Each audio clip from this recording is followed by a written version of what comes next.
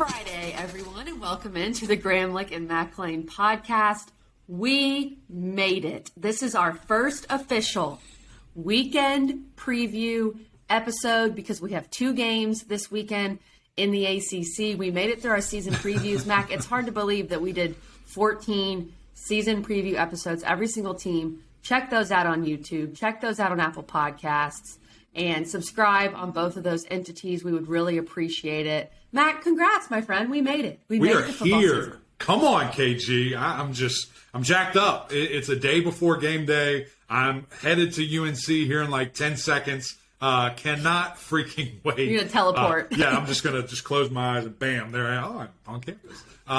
It just really can't wait. It's been such a long summer, but a great summer with all of our guests, all of our preview shows. So can't thank everybody enough for jumping on there and keeping us going here. But we made it, KG. We're officially here talking some football. And, you know, this episode is going to be a little bit different than most of our Fridays because, number one, it's the first one. So we're still relatively in preseason, kind of, week 0. And then number 2, there's only 2 games. So we don't have a lot to talk about. So we're going to have some fun awards. We're going to do some prop bets on the end. And it's really exciting, KG. I'm grateful that we're here. I'm jacked up, but let's do some preseason awards. And I'm going to let you go first on all of these because I'm a gentleman.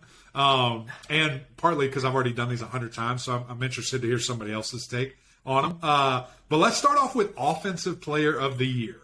I'm intrigued to see where you go with this because I have an idea, and I think it might be different than mine. Okay, Offensive Player of the Year as we're projecting as the season gets started tomorrow. I'm going with the guy who was also my pick for the ACC, Preseason Player of the Year overall, because offense is more important, as we've always discussed. Generally, the Offensive Player of the Year ends up being the Preseason Player of the Year. Just by default. Or the overall Player of the Year. Devin Leary is my Offensive Player of the Year. I just think his numbers are going to be so good, especially the way he takes care of the ball. Only 5 picks last year. Can he beat that? Could he have less? That would be insane.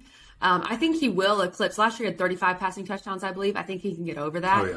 Because I think this offense is going to just pick up where they left off, and they're going to start with that confidence that they developed throughout the season. So I'm going Devin Leary, and I think even if Clemson does end up winning the league, Devin Leary will still be the most productive quarterback on the best team, right? Brendan Armstrong might throw for 5,000 yards, but I'm not sure his team's going to win 10 games. So yeah. I think Devin Leary is going to be that Offensive Player of the Year. Okay, I was worried about this. You know, our brains, we sync up so many different times. I'm afraid we're going to go straight down this list and have the same names. I'm going Devin Leary as well. I think that for all the reasons you just said, the experience factor, the fact that he is going into year 3 as a starter with the same offensive coordinator, with the same offensive system, the ownership that we are going to see from him, the comfortability we are going to see from him is going to be at an all-time high. And he is going to be passing that ball all around the yard. I can't wait to see this offense and what it's going to look like this year. And I think that Devin is going to have this, you know, Tom Brady approach where he makes everybody better. Like he's going to raise this offense to be really, really explosive, to get these wide receivers going.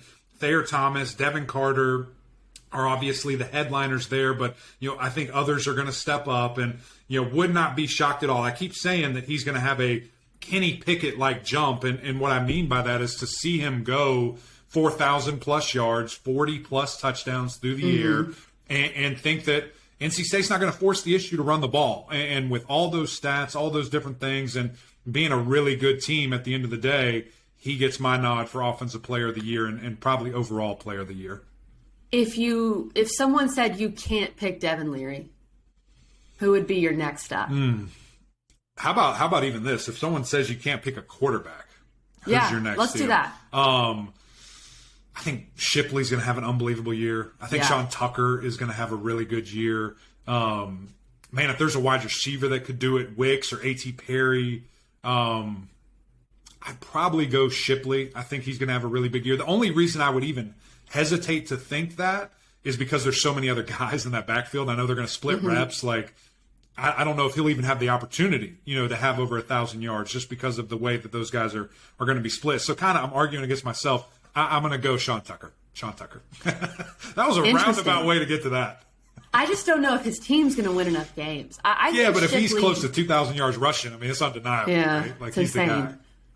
I think Shipley, because of the Tiger Paws part of it, and if Clemson gets back, if they do win the league again, plus I think they're going to use Shipley a good bit in the passing game too. Mm-hmm. So I think his all-purpose could be really good. Yeah. You know what? And I think he's poised to take that next step. I'm shocked you didn't say an offensive lineman. That's unbelievable. Like, what would an offensive lineman have to – how was Big Icky not the player of the year last year? It's sickening. It's sickening. Sickening. That's the word, Mac. Sickening.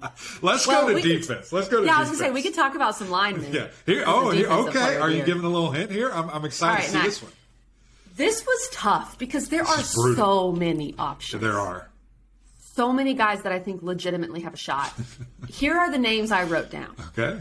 Ryan Brzee. Okay.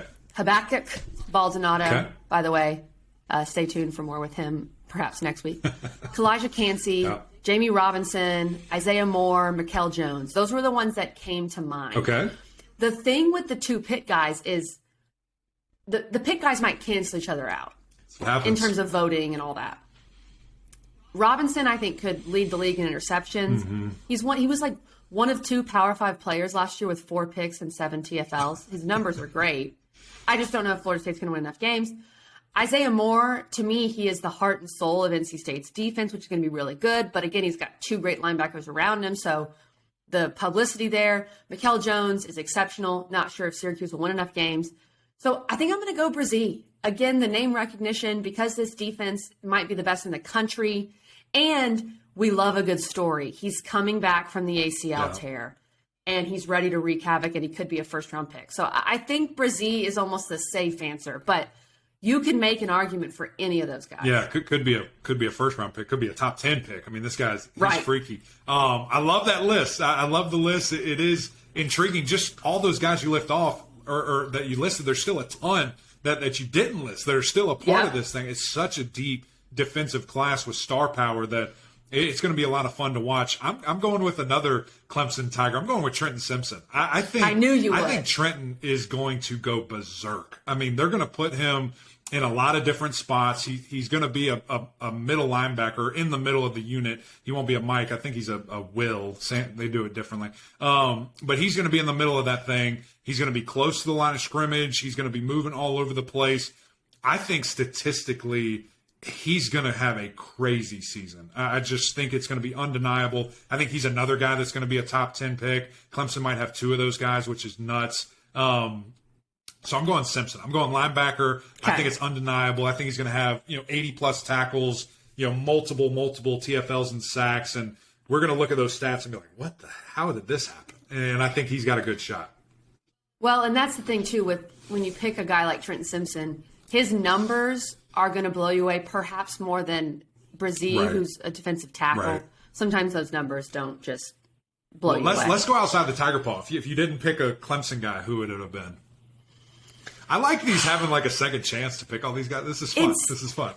Honestly, can we do Habakkuk Cansey or Kalijah Baldonado? Can we put them together as one person? Because it's going to be so hard. Did you just do a Super Saiyan, combine these two? Oh, my God. I'm combining them into one human. Maybe they can be co. That would be terrifying. Baldonado Cansey. Terrifying. Co-defensive player. I like that. I think Baldonado's a great pick. I think he's going to explode, too, statistically. I would not be shocked at all to see him in the high double digits in the sack column. But I'm going to go with Drake Thomas. I'm going to go with the other NC State linebacker. I think that he's poised for a really big year. He was put in a difficult situation a year ago where he had to step up vocally. He had to step up and be the alpha. And we spoke with Coach Dorn about that, back when we did his episode. And he just said, look, I went to Drake. And it wasn't even – I didn't even have to say anything. He just said, I know what I have to do, Coach. I know what I have to do. And I think that's going to bleed over into this year. And hopefully all 3 of those guys can stay really healthy. But I think we see Thomas take a really big step. I like that one. I like Isaiah Moore just because he is a great pick. Guy. It's a great pick. But that's kind of the point. And, add Peyton Wilson in. You've got maybe the best linebacking core in the country. So you've got a lot of options there. No question. All right, how about newcomer of the year? And I want to set this up for you because this doesn't just have to be a rookie. With this new transfer portal, this can be a first-year guy to the program. It can be a rookie, whichever way you want to go with this. How about newcomer of the year in the ACC?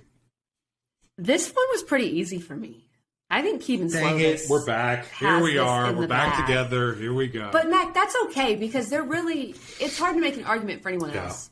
Pitt recently announced he's QB1. We all kind of knew this would happen. Keaton Slovis is a talent. And I think people truly, nationally, are sleeping on Pitt. This is a team, and they could not only win the ACC, but I think this is a team that could potentially make the playoff if Slovis can do at least 90% of what Pickett did last year. And he is people don't know this, he is the all-time completion percentage leader at Southern Cal.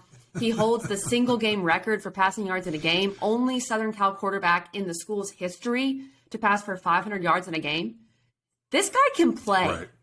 And if he's mastered that system, if the wide receivers step up enough, Slovis is going to have a huge year. He's my pick. Yeah, and I'm right there with you. Announced QB1, as you mentioned, in those numbers that you just laid out there, that's Kenny Pickett. That's what he does. He's super accurate. He knows where to go to the football. Right. And that's why I think this transition is going to be so seamless. And barring injury, I think this guy's going to be the real deal. And the one thing that will be interesting to see in the gaudy numbers that Pickett had a year ago, and we just heard it from the Narduz Wednesday a couple of days ago. He said, "Man, we threw the ball way too much for my liking." So I have to think that they are going to be a little bit more balanced, which of course that means those numbers aren't going to be as crazy. But I think it's easy to say he's going to be over 3,000 yards and over 30 touchdowns. So if he can hit those numbers, if he can hit that, kind of placement, look out. I mean, the hype will be for real leading into the postseason and NFL draft, combine, all that stuff for what this young man can do with a rebirth of his career. So we're back on the train. Here we go with the newcomer of the year. How about coach of the year, KG? This one could be interesting. Coach of the year. I'm intrigued how we'll go coach of the year. We'll see if we agree. A lot of what I just said goes into my pick here. My coach of the year pick is Pat Narduzzi. Okay. I think the credit he is going to get for losing not just Kenny Pickett, but who knows, this could be a little bit of a sympathy pick or whatever, but having Jordan Addison stolen in the middle of the night from his roster to be able to overcome that. And they returned so many good pieces, and they know that, and the voters will know that. But Narduzzi and his staff are responsible for developing pretty much all of these good pieces. If they repeat after losing Pickett and Jordan Addison, if they repeat and at least win the Coastal with their tough non-conference schedule as well, if they look good in those games, I think Narduzzi's the coach of the year. Here we go. Let's just keep racking them up. I'm with you. I'm with you. What about Doran? I think Doran is a great pick. I think Coach Sweeney's a great pick. If he gets back them to an ACC championship, I think Clawson, depending on what they could do, Cristobal, there's some great choices. But I'm going with the Narduz as well because I think that all those things you just said, the talent that he's replacing, the program that he has been building, and the relevance that they have had now taking a step onto the national scene is the opportunity that they'll be faced with this year. It's always great to do something once. Really cool, really fun. But when you can start stacking those type of seasons, and I'm not even saying they have to win the ACC championship again, but to play in a New Year's Six bowl, like to play in a bowl on New Year's Eve or around that time, like that's where the ACC as a conference needs to start having these teams on a consistent basis to where, you see 4 SEC teams, you see a couple of Big Ten teams, and then you see the one playoff ACC champion. Like it has to be a couple of teams, in that thing. It has to be 3-4 teams fighting for these big major bowl slots. And I think Pitt has a great opportunity to do that. And I think certainly Coach Narduzzi deserves all that praise, all that recognition, and he's going to be my coach of the year. I like it. Come on. We're great minds think alike, Mac, as they say. I think we're going to pick the same 3 here as well. Let's go to just divisions first. Let's do Atlantic and Coastal and kind of give me your reasons why. I'll give you mine, and then we'll talk championship. And we made these picks after our ACC. Well, I was interested to see if anything changed with you with the summer tour. That's what I was going to say. Has anything changed? For me, it has not. My Atlantic champion is Clemson, my Coastal champion is Pitt, and my overall champion is Clemson. But I don't think my overall champion, it was not an easy pick for me. I think if we get Pitt Clemson, that's going to be a heck of a game. And a lot of it depends on where in the world Clemson is with its quarterback situation on the first weekend of December. And we debated that a good bit in our Clemson episode, if you want to go listen to that. There's a lot that needs to be decided with that. And the main reason I'm going Clemson in the Atlantic is because the Clemson-NC State game is in Clemson, and the Tigers just don't lose at home. If it was in Raleigh, I'd have a different discussion. But that game is so important because it is the tiebreaker. It gives you that 2-game edge, really, if you win that game. So those are my picks, Mac. Have yours changed? No, they haven't. And again, for all those reasons, we've discussed this so much. I feel like we could speak for each other on what our reasons are and why we think the way we do on this outcome. But for me, it was tough, to look at NC State and Clemson because I think NC State's going to be very, very good. But that reason that you just said, coming to Death Valley, folks don't go there and win. It's a very tough place as an opponent to come and play. When you add in all the external factors of the fact that NC State did beat Clemson a year ago, there's been a bunch of chirping between fan bases and the juice that Death Valley we chirping. We do as fans of this sport and of this conference. Yes, fans of the rivalry. Right. The atmosphere and environment of Death Valley is going to be like nothing NC State has ever seen in these guys' history, in these players, because I think they might have only gone to Clemson maybe one time. And because the COVID year they didn't. Exactly. And so, what does that look like? It's going to be very tough. Now, you do have a veteran quarterback, you have a very veteran team, but that place is different. And, those fans are going to get jacked up and excited. All on top of that, the pressure of if both those teams are undefeated, game day could be there. Like the magnitude of this game is going to be massive. It's the game of the year in the ACC. So certainly the winner, I think, is going to the championship. And with that, I think it's going to be Clemson. On the Pitt side, I've been singing this song since January. Since everybody announced they're coming back, Pitt is loaded. They have unbelievable depth. Their defense is one of the best in the country.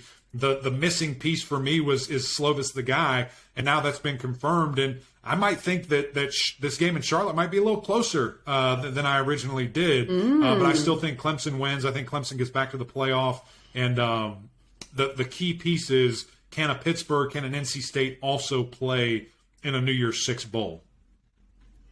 Yeah, and the thing with Pitt and Clemson is they don't play each other in the regular season, unlike last year and the year before.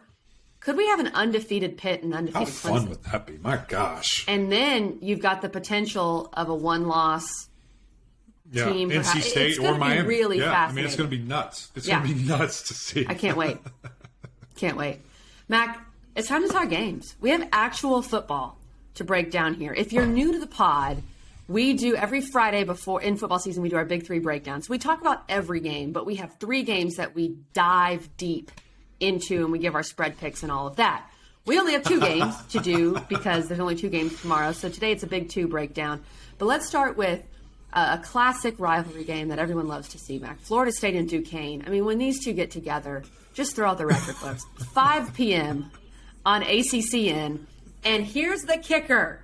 Florida State has not won a season opener since 2016. That is absolutely shocking. I think this is such a smart move by Coach Norvell to schedule this Week 0 game. For a team that started 0-4 last year, to get a game where you can feel good about yourselves, where you can get out there, put on the jerseys, play in front of your home fans before you go play LSU. I love that FSU is doing this. What do you want to see? I don't know how much we'll learn, Mac, but what do you want to see specifically from this offense? It's I don't know if you can learn much, but you will see guys that can step up. You're going to see guys that can make plays. And so you're at least going to find out who are the go-to guys going to be. And does anybody emerge throughout the rest of the season? Certainly time will tell there. But I think the biggest thing that I want to see from this team as a whole is can you keep the momentum going? Can you had a horrible start. Like we thought it was done. Like I didn't think they were going to win a game. Yeah. It was embarrassing to watch those guys step out there on the field. And then it was like this pivotal moment where Florida State could have went home, players could have all quit, transferred, or whatever, and they didn't. They went 5-3 and got really hot and finished the season, very respectably. And so I think when you see that, can we continue to build on that? Can we use that momentum? I look at quarterback play, and will Jordan Travis be able to take another step as a playmaker, as a passer, as a commander of this offense, and really lean on the offensive coordinator too, and the head coach to give him that opportunity. In that 0-4 start where they were kind of going back and forth, who's going to be the quarterback? KG, they were throwing just jump plays like bubble screen left, quick throw right, and then finally it's like, boys, we got to do something. We got to throw this thing downfield. We have to open up this offense. We have to run the football. Or run the ball. Did it. Which is what they ended up doing. And they did it. And so just to continue to see that, to see his confidence. Another thing I'm interested to see is, again, in a game like this, you expect to see a blowout, and you expect young guys to play and other guys to play. I'm just going to go ahead and throw this out there. Florida State has a really nice young quarterback in number 10. That's a either redshirt freshman, true freshman. With all this COVID stuff, you don't know who's listed as what. But he had some juice when we were at practice, and I've kind of kept that under wraps until right now because I think we're going to see him play.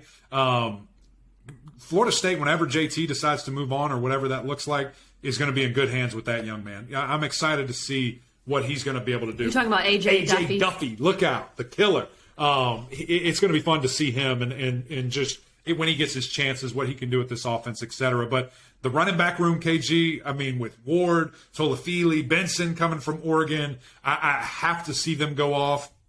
I need to see this offensive line room have no mistakes, like no penalties, no MAs, no bad play, like no negative plays, like just go. Like this is a game. Listen, when you look at, different divisions in football, when you look at Power 5, G5, FCS, D2, D3, skill players are always there, right? Like you can find dudes anywhere. The difference is in the middle. Offensive lineman, defensive lineman. You have to show that. You have to exert your will against these guys and just go off. And that's the improvement that I think we need to see from Florida State in general in that aspect. And certainly they have guys that I think are going to go off. And then lastly, for the offense, I know I'm talking a lot here. I'm sorry. The wide receivers just have to step up. Like who can be that productive wide receiver number one? Who can emerge as the guy? Is it Pittman, the transfer? Is it McLean, who's been there, for a couple of years now? Is it Spann, who's coming from Illinois? Like who can be the guy? Can all three of them, rise up and be great options? And then of course you got a great tight end in that aspect as well. So those are kind of offensively the things, KG, that I have to see in this game one. Against LSU, hopefully we're building and building and building. Right. Have to. That's the word. I'm excited about the wide receivers. I'm intrigued to check out these wide receivers. And I've been reading about Johnny Wilson, who's had a great camp for them at 6'7", freakazoid, red zone target. And then I'm excited about Micah Pittman. I think with his veteran like 3 foot tall, so you're going like opposite ends. Well, he is, yeah, the massive difference. But he can be that security blanket, I think, for Jordan Travis in the screen game. Defensively, the huge question is just who replaces Jermaine Johnson. I think, obviously, you'll see Florida State get after the quarterback against Duquesne. One of my big questions is, can Jared Verse show up, make some plays, prove that he's the guy? And we know Jamie Robinson is that dude. There's no doubt about that. So I have less questions overall with the defense, but I think just looking disciplined, making plays, holding this team to what? Right. 7 or less? I mean, 3 or less. That should be. I agree with you. And really the biggest question mark for me defensively is just, the attitude of this team. Like, can we stop the run as well as those two beast defensive ends did a year ago? Because they did that exceptionally well. Obviously also got after the quarterback at a very high level. But this secondary and this defensive line are the strength of this team. And when I see Big Coop, when I see Lovett, who's a freak, I mean, you talk about 6'5", 300, rolls up his shirt, you see a little 4-pack there, and you're just like, whoa, that's a different looking guy. It's not quite a 6, it's close. But there's 4. It's close. We strive. Big men strive for 4-packs at 300 pounds. Okay, Interesting. Okay, I didn't know that. And then Verse, just seeing him. I mean, I saw crazy flashes in the spring, and when we were down there visiting with them, and can he really step up and be a very productive, every down type of defensive end? So defensive line, I'm not uber worried about. I just need to see defensive ends as a unit step up and really be whole. That defensive backfield, man, they are so good. I think it's FSU, Pitt, FSU, however you want to lean, with Robinson and Keem Dent at the safety position. Those guys are good, and they found their groove a year ago. Keem is a guy that's been there for a while, and I got to sit down and talk with him when we were at Florida State, and he said, listen, I came in here and thought I could just do it on my own and thought that I'd find my own way, and I didn't understand that I had to buy into this system, that I had to listen, that these coaches wanted me to succeed. And once I did that, it was like a light turned on. And he became so successful. You see big Amarion Cooper over at cornerback. So I'm not worried at all about the secondary or up front. I just have a couple of concerns and questions at linebacker, like who is going to be the guy who can step up and lead this team and be the alpha. When I think of great Florida State linebackers, my goodness, that was a position that was feared for so many years. So can those guys step up to the plate and really just emerge as playmakers? And then you're looking at a very impressive defense. For sure. We'll do our prop bets and our score predictions after we talk about this next game as well. Another, again, rivalry unlike any other. North Carolina and FAMU, Florida A&M, the Rattlers, 8:15 p.m. on ACC Network. And we know QB1.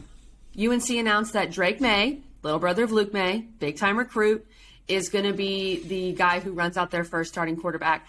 I found this quote from Mac Brown very interesting when he announced Drake May as the starter. He said, "I'm not getting into the quarterback position. We just felt like Drake should walk out there first. Both of them did really well. And there's very little difference between the two. If one quarterback's not moving the ball, we'll put the other one in. We've done that in the past. We just don't have to plan other than if you're moving it, you stay in. If you're not, let the other guy have a chance." So it seems like Criswell is still going to have a chance. And if Drake May doesn't play well, we'll see what happens. I don't think it's going to happen against FAMU. That could be in a different game. What was your reaction, Mac, when you heard Drake May? I was surprised it took so long, maybe. Because when I was there, it was evident to me that Drake was the guy. I mean, it was just... It was? Okay. The way that he orchestrated the offense when he was in, the throws that I saw him make, the consistency when he was in the game in practice or in the reps as a starter in practice, it was just more effective to me and more consistent. And I thought that he was the clear-cut guy. Now certainly Criswell has his great attributes. I mean, this guy was the Gatorade Player of the Year in Arkansas. Like, he's not some schlump that just came in here. He's a ball player, and he actually has a more live arm. He has more juice when he's throwing that ball. But just thought that the command of the offense, thought that the throwing consistency that I saw from Drake set him over the edge. And I know this is a different world that we're in now, KG, and you have to be even with guys or they leave, and now you have no depth at quarterback, and it's a weird place to be in when you have to choose, when it's not as clear cut as maybe you'd like, or maybe not as much separation and clarity to the guys in that room. But I think it's a good decision. I mean, listen, this guy's 6'5", 220. He sounded like a Carolina quarterback. When he was talking, the twang in his voice, I was like, I've never heard this guy talk. I wasn't really expecting that. Well, remember, we had Luke May on the podcast when we were doing All Sports, and it's funny. I mean, they're obviously their family and the pedigree is out there, but they sound like they belong. That's right. And so, it'll be interesting. But I do like the comment of setting the stage of, listen, this is your chance. If you're not ready for it, the next guy's coming in and setting the tone, and maybe, I would think that's echoed throughout the building, but I think it's the great choice. I think it's the right pick, and the good thing is I get to see it live and in person here in a couple hours, so I can't wait. Can't wait. And he's got some great weapons. Obviously, Josh Downs. Oh, yeah. Excited to see him. Probably shouldn't see too much of him, just want to make sure he stays healthy, but I am intrigued to see how they use him, Mac. If the promise of using him a little more in the backfield and maybe a jet sweep, whatever, just getting You will not see that this weekend. I want to see if we see that. We won't see anything, like one jet sweep, nothing? No. You'll see maybe a quarter of him, barring everything goes the way it's supposed to. Well, yeah, barring that, for sure. And I know you're excited about a guy like Omarion Hampton, young running back, who stood out for you. And will we see him at least? No. It'll be interesting to see if he runs out there relatively after the first snap. Now, it sounds like they're starting with another young man that's maybe been there, done that. But, yeah. DJ Jones, 28 and 23 with Hampton and Petaway, I don't know how you keep them off the field. And, these are the games for these young guys that you got to get them out there and see what they can do when the lights are on. And it's going to be a night game. It's going to be a great environment. Mm-hmm. They've got to go out there and prove that they can do it when it matters. And it's not your quarterback is going to get hit if you don't pick up your block, right? Like that's where it's almost more important to see, KG, how do they handle pass pro and how do they handle just the different idiosyncrasies of the game. I know they can run it. And right. At a certain point, you've got to just give the guys who are the best, you got to give them the ball. But I think that those guys just have to prove a little bit, earn that trust. Wouldn't be shocked at all if 28 and 23 are starters by the end of the season. Offensive line, kind of similar to FSU. They've got to get better, giving up 1 billion sacks in the last 3 years. Some of that's on quarterbacks, some of that's on them, some of that's on whatever. But they just have to be better. And I think Big Richards at left tackle, he's a guy that is really taking steps necessary to be that guy. Corey Gaynor coming in from Miami there. And then I'm excited to see Big Spencer Rowland, right tackle, coming in from Harvard, a guy that is like in aerospace engineering or something crazy. Like this dude's a genius and looked like a really good ball player when we were there. So just to see the development of those guys. You mentioned Josh Downs, wide receiver. I mean, he's one of the best in the country, was named to a couple of All-American lists. Just excited to see maybe later in the season how they actually use him. I don't think we'll see it necessarily this game, but who else steps up?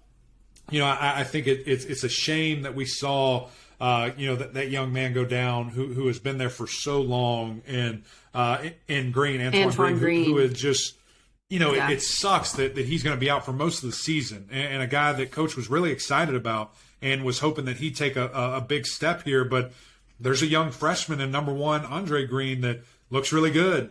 You gotta get him in there. So just to see those guys, how they can step up and who are going to be the playmakers around the quarterback, and hopefully we see them emerge a little bit in this game against FAMU.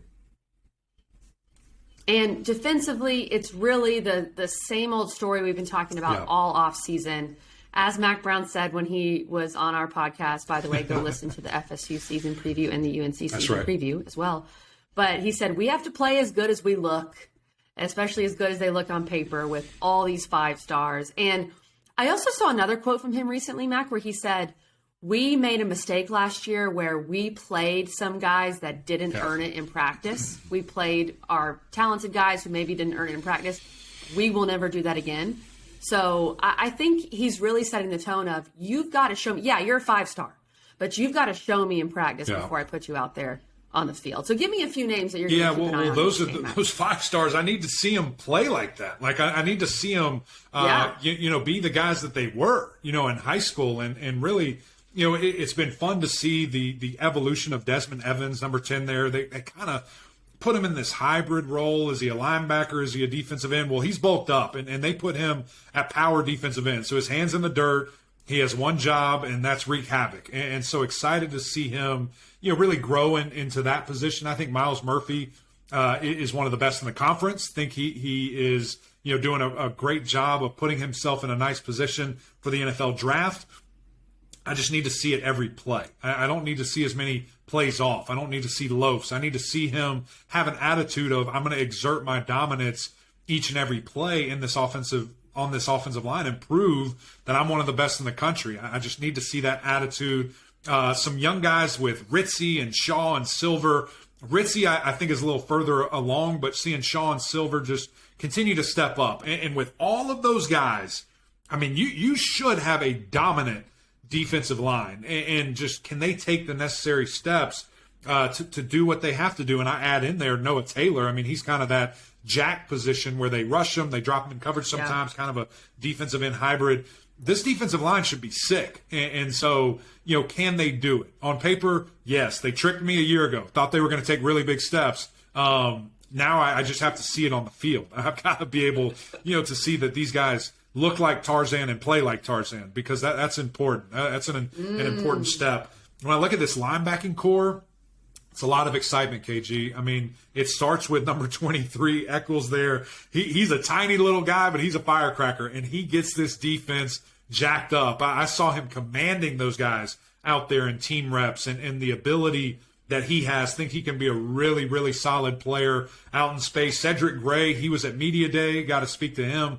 He is a very well-spoken, just kind of quiet killer. When he talks, you listen and look out, because he's bringing the pain out on that football field. And then I mentioned Noah Taylor and the excitement that I have for him, being in that Carolina blue and doing some special things there.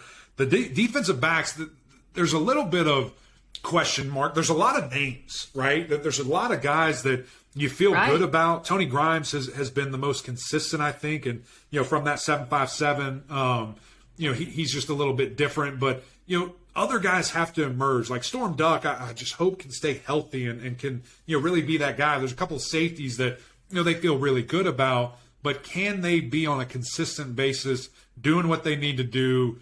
That's the biggest question mark for me about this defense. Can the defensive line take a step, and can the DBs play more consistent throughout the year? And the Gene Chizik effect. I'm excited for that. Can't wait to see Gene that. Chizik, who, as Mac Brown said on our episode, That's right. he has it. If you don't know what it is, you ain't got it. So excited to see if this defense, even just in a game like this, looks more disciplined. Okay, Mac, before we get out of here, we normally make picks. There really aren't spreads on these games, so just because of the week 0 situation. So let's do some prop bets. We'll run through these. Just some fun ways to talk about these games.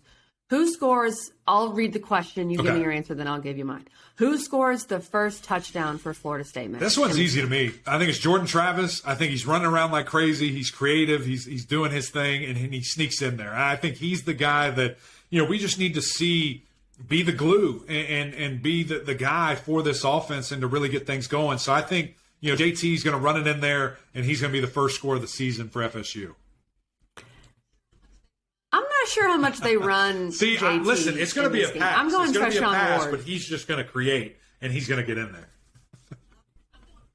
Okay, I'm going Ward. I think he's going to start the game at running back, and I think first series, just run the ball all over him. I think he gets the first touchdown for FSU.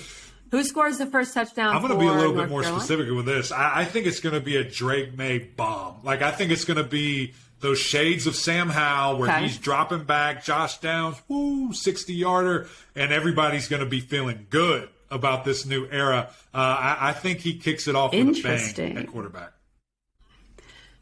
I am leaning much more conservative here. I think Drake May's first series, you're going to run the rock. I say DJ Jones gets the first. It. So you're going very conservative with 2 running back touchdowns here. Come on. All right, what about this? Over under 250 yards of total offense allowed by Florida State. I think these guys want to make a statement. I think they want to set the tone.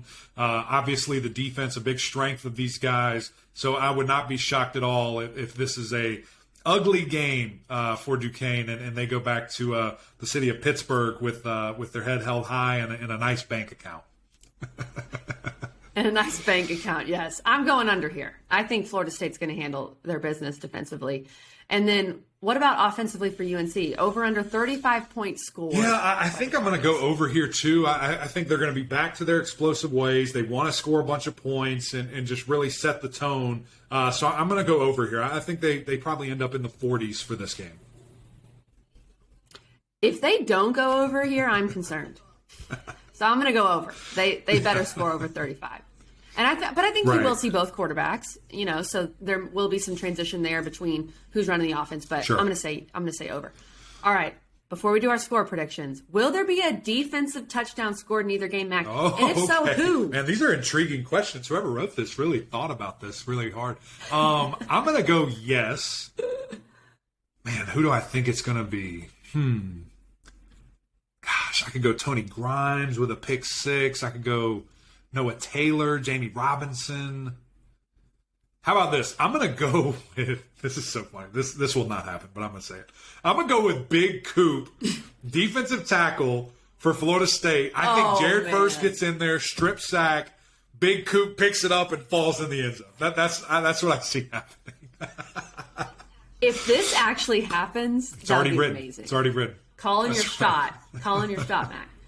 I'm going to say yes. I went kind of the easy answer here. I'm going to say Robinson. Pick 6? Okay. Pick 6. How far? He gets How far? His 60 yards? 30, okay. 30 yard? That's good. No, nothing crib. Crib? I guess. Who knows? We'll look at Jamie Robinson. That's right. Done. We'll see. All right. Before we get out of here, Mac, give me your score prediction for the Florida State game and your score prediction. Yeah, so we had to do it a little differently here, right? Just because obviously we better hope and think both these ACC teams are going to win here. I'm going 49-6. I think it's probably some late scores. It's probably a couple field goals. I don't think they're missing an extra point. I think Florida State gets the job done convincingly and has some good confidence going into that LSU game. Okay, similar. I'm going 51-7. I really want to see if one of us can get this right. That feels good. Let's lay it down. Okay, how about on the UNC side? So I said they're going to score more than 35. I don't think Mac's going to run up any score. I don't think he's going to do anything like that. So I'll stay on the close side. I'm going to go 42-10. 42-10. Maybe 42-0. I'm going to go 10. 42-10. That is so funny because I wrote down 42-7. So we're both at 42. No field goals. Maybe That's not. Right. We'll see. That's right. We'll see. Man, game. First one, KG, in the books. Let's go. Friday is over. Can't wait to see how these games end up. It's going to be a great weekend. Week 0 all throughout college football. There's a lot of fun games. You guys have to check it out all weekend. And then week 1 is coming. Monday is going to be an excellent episode. Can't wait to talk about what we did. Get ready. We'll kind of preview a little early, but it's going to be a fun time, guys. Thank you for listening. If you haven't already, go over to iTunes, go over to YouTube, follow our podcast, subscribe, and also go check out SiriusXM. You've got to give those guys some shout, give them some love there. Write us a review. It's always great to hear from you guys, but until next time, we'll see y'all.